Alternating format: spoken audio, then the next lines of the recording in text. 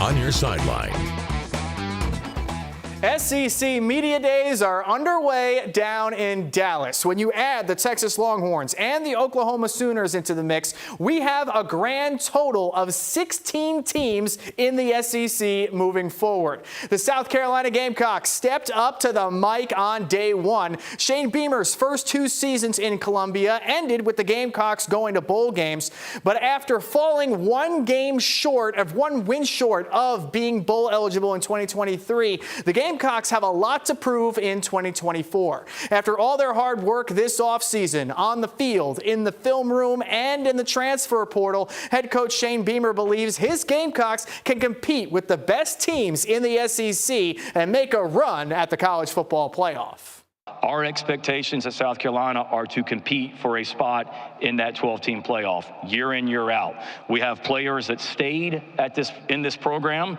They could have gone to other schools. They didn't stay here to be average and go 6-6. We have players that have transferred in from other SEC programs and Power 5 programs. They didn't come here to be average.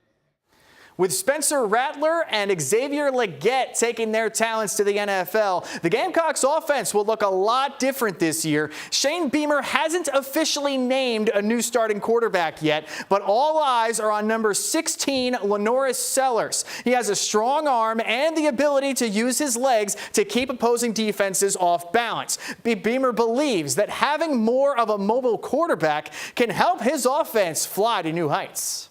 We certainly are going to look different at the quarterback position with Lenoris Sellers and Robbie Ashford both. You're talking about guys that are 240-pound type guys that can run and are able to throw equally as well. So it brings a new dimension to our offense. Those guys have made each other better.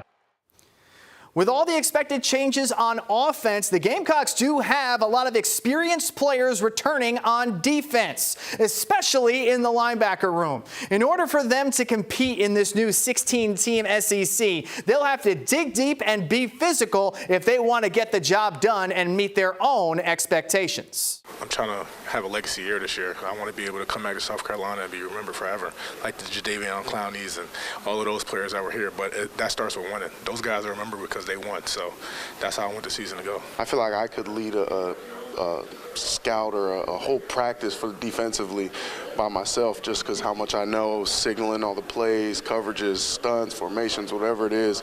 And so having that like second nature with not just me, but almost half the defense, it feels like we're all on that same page. I want to leave it better than I found it, and I think that's what we're doing, and I think that's what's going to continue to happen, especially going into this year. We've got a lot of guys that have really bought into the program. Everybody's got the same mission in mind. That's just to go out every Saturday and win games. And they're going to be taking that approach into their 2024 schedule. Here's a look at it right now. They open up the season at Williams-Brice against Old Dominion.